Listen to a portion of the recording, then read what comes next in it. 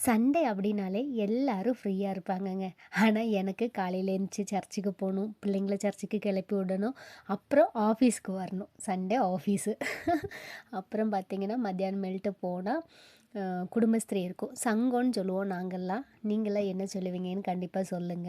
அங்க போணும். அது முடிஞ்சு வந்தா, அப்புறம் சாயங்காலமா ஜெப கூட்டத்துக்கு போணும். அந்த மாதிரி சண்டே வந்து பார்த்தீங்கன்னா, எனக்கு ரெனிஷானுக்கெல்லாம் பிஸியா தான்.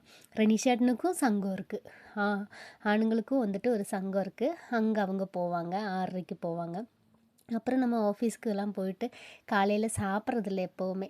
அதனால ஒரு பப்ஸும், காப்பியும் வாங்கி குடிச்சிட்டு, நேரா அம்மாவ பார்க்கறதுக்காக லைன்ஸுக்கு போயாச்சு. லைன்ஸுக்கு போயிட்டு பாறையில போய் திரியெல்லாம் பொருத்திட்டு, வீட்டுக்கு வந்து அம்மாவ பார்த்தா நேத்தைக்கு விடைக்கு இன்னைக்கு அம்மாவுக்கு உடம்பு பரவாயில்ல.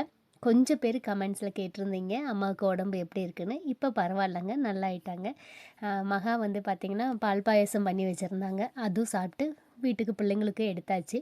அப்புறம் பிரியாணி எல்லாம் சாப்பிட்டுட்டு, நான் மட்டும்தான் போயிருந்தேன் இன்னைக்கு லைன்ஸுக்கு. சாப்பிட்டுட்டு, சாப்பாடையும் எடுத்துட்டு வீட்டுக்கு வந்தாச்சுங்க. ஓகே. வீடியோ பிடிச்சிருந்தா லைக் பண்ணுங்கள்.